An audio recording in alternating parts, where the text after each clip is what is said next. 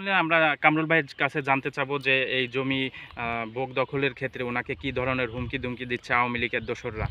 জোরপূর্বক জমি দখলের চেষ্টার অভিযোগ উঠেছে আওয়ামী লীগ নেতার বিরুদ্ধে। ফরিদপুরের বোয়ালমারী থেকে ইমরান হোসেন খানের ভিডিও তথ্যচিত্রে বিস্তারিত।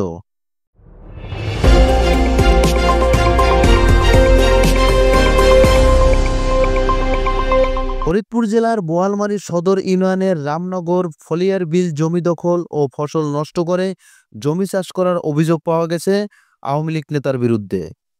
অভিযোগ সূত্রে জানা যায়, রামনগর মৌজার বিএস খতিয়ান নাম্বার 522 দাগ নাম্বার 413 মোট 47% জমির মধ্যে কামরুল গং 23.5% জমি ভোগ দখল করে আসছেন দীর্ঘদিন যাবৎ।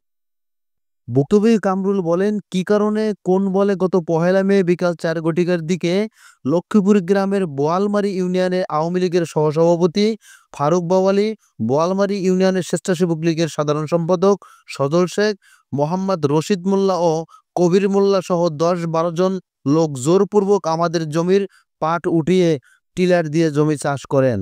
ভুক্তভোগী আরো বলেন, আমরা বাধা দিতে গেলে 1 নম্বর ও 2 নম্বর আসামি আমাদেরকে প্রাণে মেরে ফেলার হুমকি দেন এবং লাঠি সোঁটা দিয়ে আমাদেরকে তাড়িয়ে দেন। বললে আমরা কামরুল ভাইয়ের কাছে জানতে চাবো যে এই জমি ভোগ দখলের ক্ষেত্রে ওনাকে কি ধরনের হুমকি দুমকি দিচ্ছে আওয়ামী লীগের দোসররা। আমার ওই আপনার বাইরে বাদ দিচ্ছে না বাড়িতে, তারপরে ভয়ভূত দেখাচ্ছে, তোরে তুই ওই ফিলি গেলি মারবো, হ্যান করবো ত্যান করবো, তুই কোনো জায়গায় বাড়িতে ফিরবি না, এইসব হুমকি ধমকি দিচ্ছে, মিটিং অ্যাটেন্ড করতেছে আমার মারার জন্য। আমার আবেদন এই উপদেষ্টার কাছে যে মাননীয় উপদেষ্টা ডক্টর ইউনূস স্যারের কাছে আবেদন যে এইসব দোষর্গ আমি বিচার আইনের আওতায় নেন।